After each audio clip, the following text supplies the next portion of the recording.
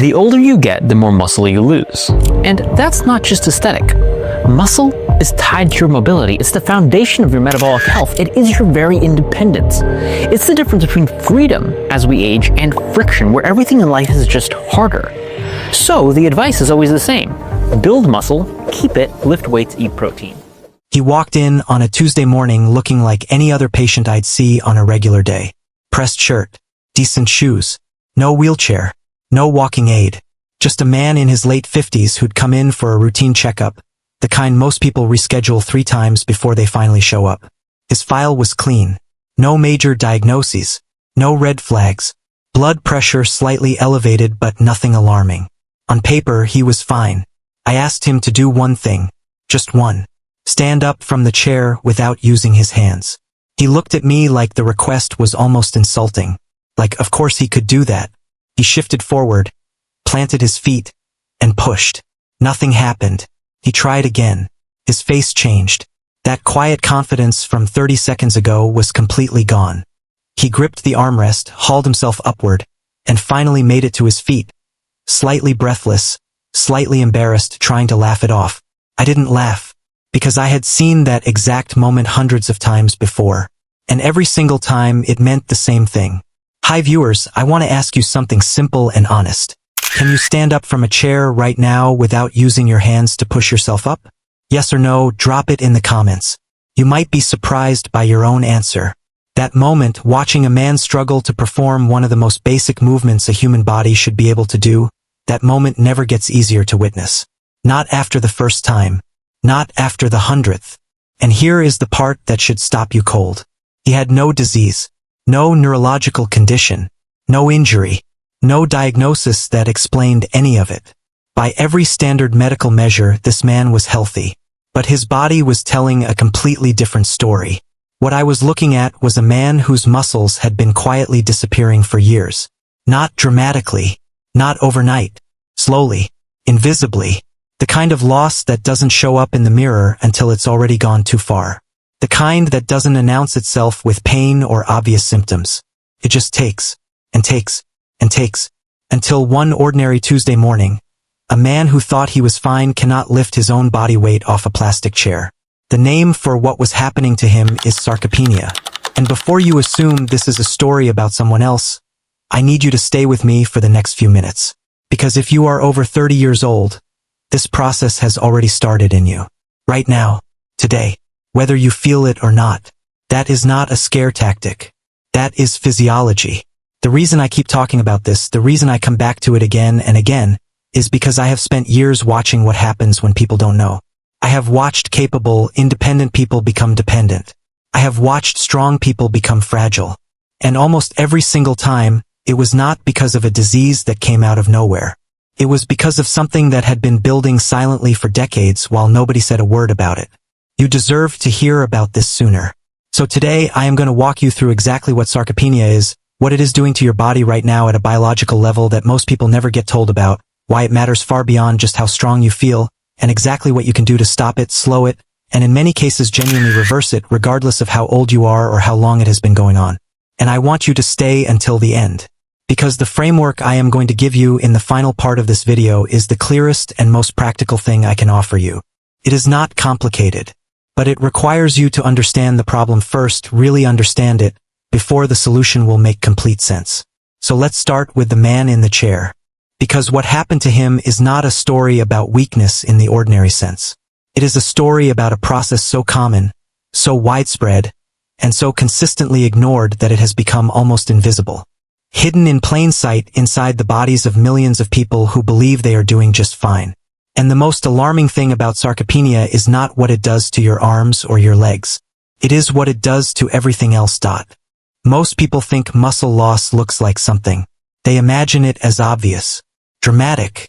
A person who is visibly thin, visibly frail, visibly struggling. Someone you can spot from across a room. Someone who clearly needs help. That is not how sarcopenia works. That is exactly what makes it so dangerous. The man from the waiting room was not thin. He was not visibly frail. He had arms with size on them. His legs were not the legs of someone who looked like they never exercised. From the outside, He looked like a man who had simply gotten a little older, a little softer, the way most people do after 50. Nothing alarming. Nothing that would make a stranger look twice. But looks are not the whole story. They never are. Sarcopenia begins quietly.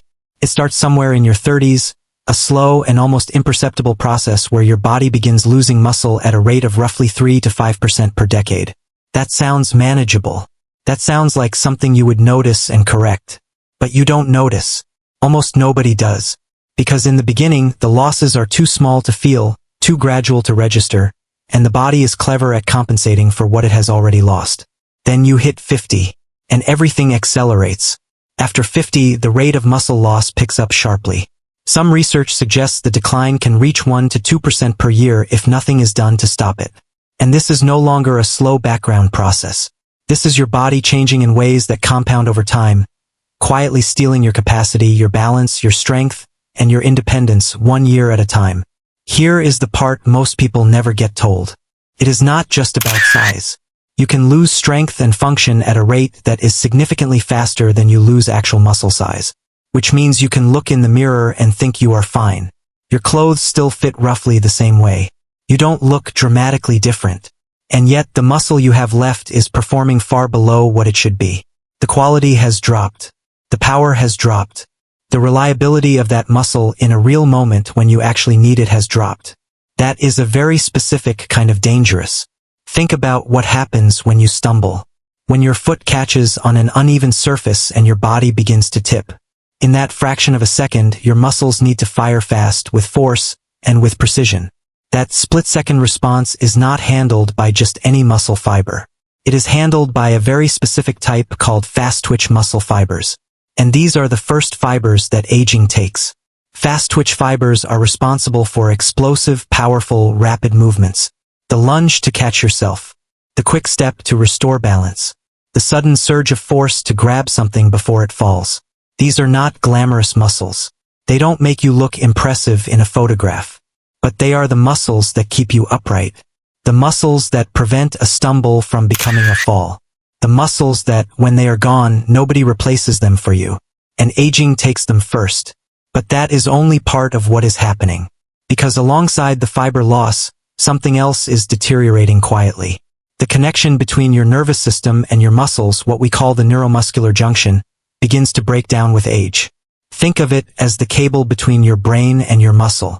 In youth, that cable is clean, fast, and precise. The signal travels instantly. The muscle responds immediately.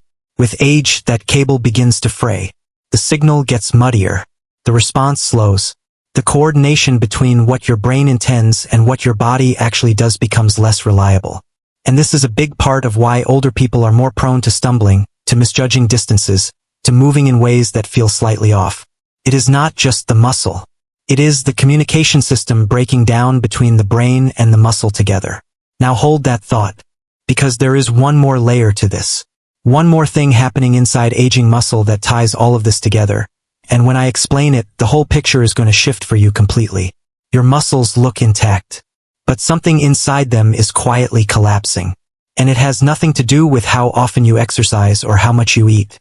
It is happening at the cellular level right now, in ways that most people will never understand until it is very late. That is where we are going next. And I promise you, once you understand this, everything else about how to fix it will make perfect sense. Inside every single one of your muscle cells, there are two opposing jobs that have to get done. Not one, two. And the critical thing to understand is that these two jobs cannot happen at the same time. The cell can only do one at a time. And in aging muscle, this balance gets thrown into a state of permanent dysfunction that most people never recover from. Not because they can't, but because nobody ever told them what was actually going wrong. The first job is building. This is driven by a biological signal called mTOR. You don't need to memorize that name but understand what it does. Think of mTOR as the build switch inside your muscle cell. When it gets activated, the cell starts laying down fresh muscle protein. New structural material goes in. The muscle repairs, adapts, and grows stronger. What turns that switch on? Two things primarily. A hard set of resistance training that genuinely challenges the muscle. And a solid meal containing enough quality protein. Both of those things hit that switch firmly and the building process begins. That is the first job. The second job is cleaning. This one is called autophagy, and it is the muscle cell's internal maintenance system. While building is happening, your cells are constantly accumulating waste. Damaged proteins that no longer function correctly. Worn-out mitochondria, which are the tiny structures inside every cell responsible for producing energy. Over time, if this debris is never cleared away, it builds up inside the cell like rubbish in a room that never gets cleaned. The cell becomes cluttered, inefficient, unable to produce energy the way it once did. Autophagy is the cleaning process that removes all of that. It dismantles the broken material. It recycles what can be salvaged. It clears the floor so the cell can actually function at full capacity again. And here is the rule that makes all of this matter. The build switch and the cleaning process cannot run simultaneously. When the build switch is on, cleaning stops. Only when the build switch turns fully off does the cleaning crew finally get to work. In young, healthy muscle, this system works beautifully. You train hard. The build switch fires with intensity. Real muscle gets laid down. Then the session ends. The switch powers off completely. And over the following hours, the cleaning process moves through the cells, clearing out everything that needs to go. The muscle recovers. It becomes stronger. And it stays biologically young because the internal environment is being regularly maintained. Now here is where aging changes everything. In aging muscle, the build switch never fully turns off. It doesn't fire with the sharp, decisive intensity it once did. It doesn't produce a strong enough signal to lay down significant new muscle. But it also never powers down completely. It sits at a low, persistent hum. Half on. Never fully off. And because it is never fully off, the cleaning process never gets its turn. The maintenance crew never arrives. The broken proteins accumulate. The damaged mitochondria pile up. And the cell quietly, gradually, begins to choke on its own waste. This is why aging muscle can look normal from the outside while functioning poorly on the inside. The size might still be there, roughly. But the biological machinery inside that muscle is cluttered, inefficient, and aging faster than the external appearance suggests. The cell produces less energy, fatigues more quickly, it responds less reliably, and strength slips away not because the muscle has disappeared entirely, but because the muscle that remains is operating in a compromised internal environment that never gets cleaned up. Think of it like a factory that is always half-running, never producing at full capacity, but also never shutting down long enough to let anyone fix the broken machinery. Slowly, the equipment degrades. Output drops. Eventually, the whole operation becomes unreliable, not because of one catastrophic failure, but because of years of accumulated neglect inside the walls. That is aging muscle. And here is the thing that changes everything. Resistance training, done correctly and consistently, is the one intervention that addresses both sides of this problem at once. A hard workout gives the build switch the short, sharp, decisive push it was designed to receive. Real muscle protein synthesis follows. And then, critically, across the hours between your sessions, the switch powers fully down and the cleaning process finally gets to work. Both jobs get done. The muscle gets built and the internal environment gets maintained. That is why resistance training is not optional as you get older. It is the mechanism that keeps the whole system functioning. But here is where I need you to sit with something for a moment. Because everything I have just described, the fiber loss, the nerve deterioration, the cellular dysfunction, none of it is only about your arms and your legs. None of it is only about whether you can lift something heavy or run for a bus. What is actually at stake here is far bigger than that. And most people don't find out until it is already affecting their health in ways that have nothing to do with fitness. Your muscle is not just a mechanical structure that moves your skeleton around. It is one of the most metabolically active tissues in your entire body. And when it starts to disappear, the consequences extend far beyond your physical strength. They reach into your metabolic health, your brain function, your immune system, and your long-term survival in ways that the research is now making impossible to ignore. Here is what I mean. After every meal you eat, glucose enters your bloodstream. Your pancreas releases insulin to manage it because elevated blood sugar is genuinely damaging to your tissues over time, and the body needs to clear it efficiently. Now, where does the majority of that glucose go? Roughly 3/4 of it goes directly into your skeletal muscle. The muscles on your skeleton absorb it, either burning it as fuel or storing it as glycogen for later use. Your muscle is your body's primary glucose disposal system. The more functional muscle you have, the more capacity your body has to absorb and process blood sugar efficiently, with less insulin required to get the job done. But when you lose muscle, that disposal system shrinks. The same amount of glucose now has fewer places to go. It stays in your bloodstream longer. Your pancreas has to work harder, releasing more and more insulin to compensate. Over time, the cells begin to resist that insulin signal. And that resistance is the beginning of a cascade that pushes you toward prediabetes, then type 2 diabetes, and then all of the chronic conditions that sit downstream of that. Heart disease, stroke, certain cancers, cognitive decline. Losing muscle does not just make you weaker. It makes you metabolically vulnerable in ways that will eventually show up in your blood work, in your energy levels, in your brain, and in your lifespan. But the metabolic story is only part of it. Because scientists now classify muscle as an endocrine organ. That is a technical way of saying that your muscle behaves like a gland. Every time you contract a muscle, it releases chemical signals called myokines directly into your bloodstream. These are not minor signals. They travel to your brain. They reach your heart. They communicate with your immune system. They reduce systemic inflammation. They support the health of your blood vessels. And here is the one that I find most striking. Myokines appear to directly support cognitive function. The research on this is growing steadily, and the signal is consistent. People who maintain strong, active muscles into older age have significantly lower rates of cognitive decline and dementia than those who don't. This is not coincidence. The muscle is actively sending protective signals to the brain every time it contracts. When the muscle disappears, those signals disappear with it. The people who stay physically strong also tend to stay mentally sharp. That connection is real.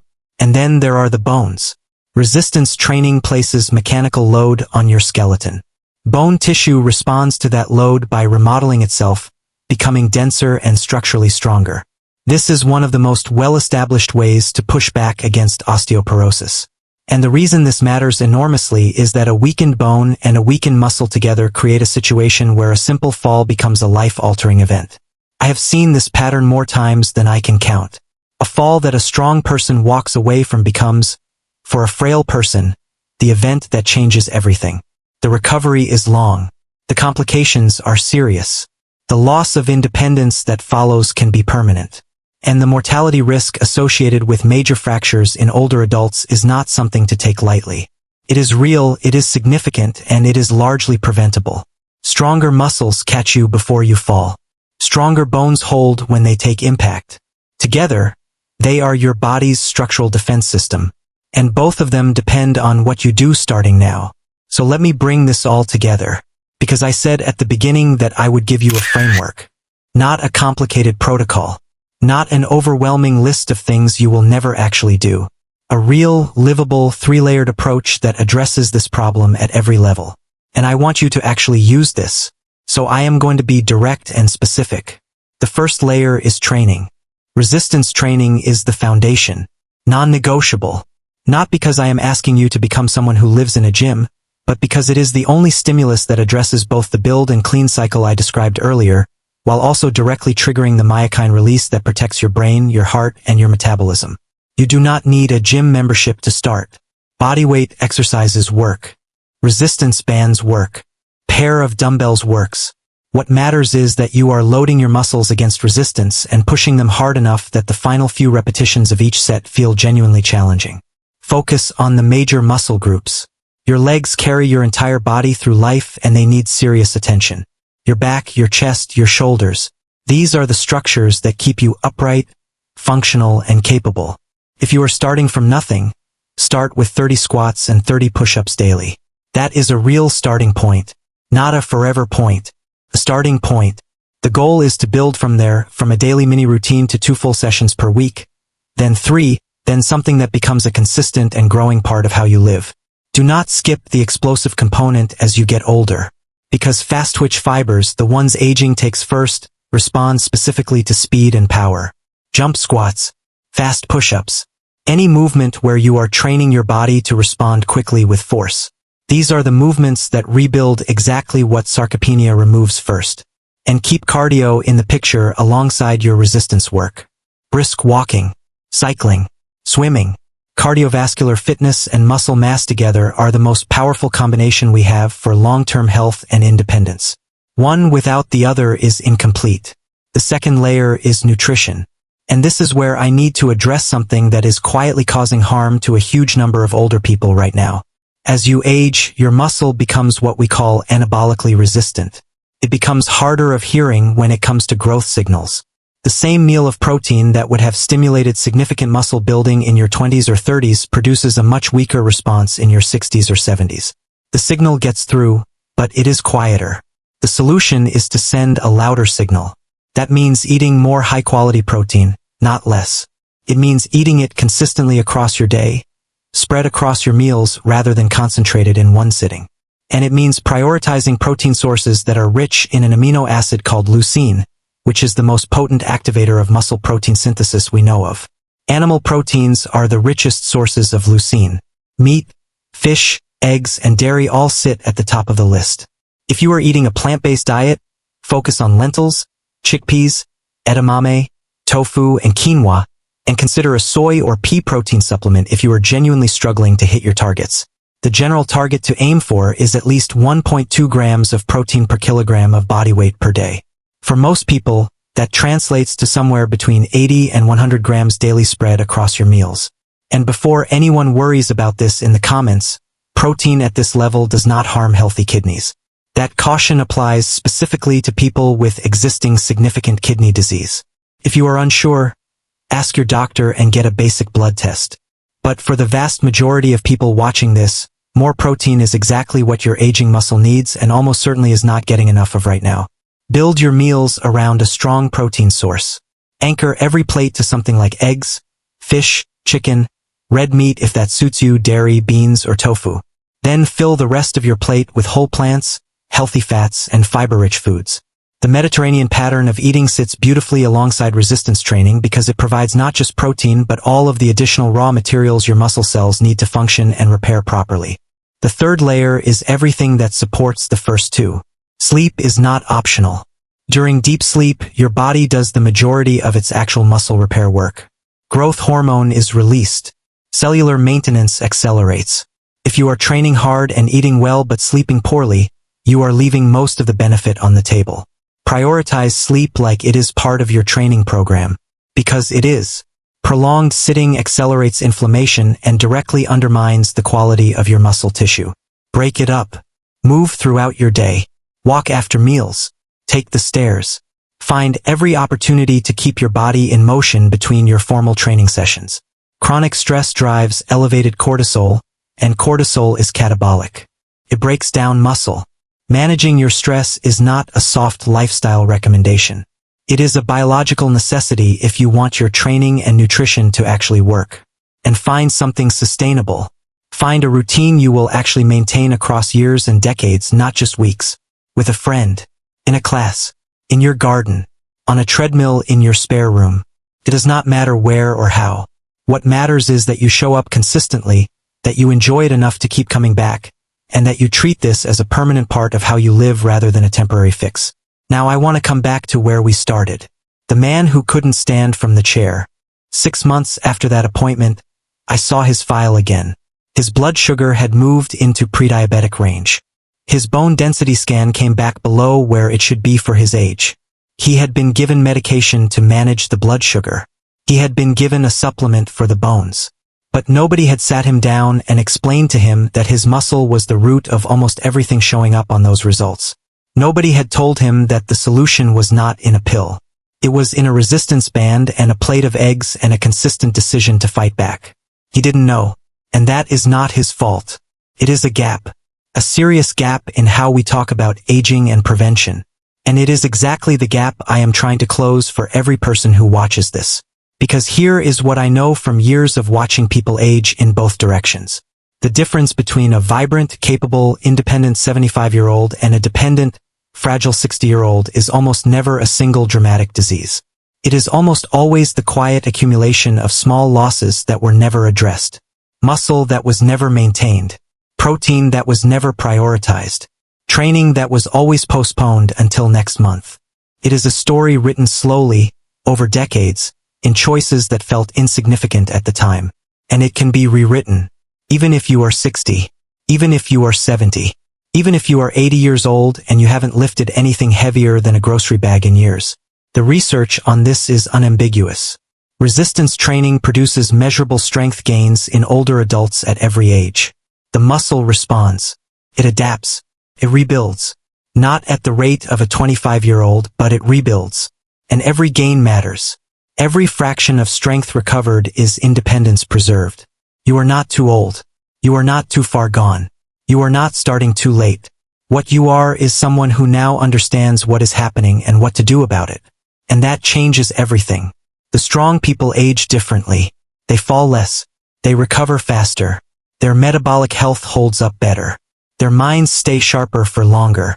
Their medications work more effectively because their bodies are more resilient. The research on this is not subtle. The signal is strong and consistent across decades of study. Muscle is not a vanity project. It is not something you pursue because you want to look a certain way, although confidence and appearance tend to follow naturally when you get stronger. Muscle is the physical foundation that determines what your life looks and feels like in the decades ahead. It determines whether you are someone who shows up fully for the people you love or someone who needs to be taken care of when you would rather be living. It is the most underrated organ in your body, and looking after it is one of the most important decisions you will ever make for your future self. Train, eat enough protein, sleep, move, enjoy it, and do it consistently, not perfectly, not dramatically, just consistently, over years and years, and watch what happens to your body, your health, your energy, and your life. You still have time. Start now.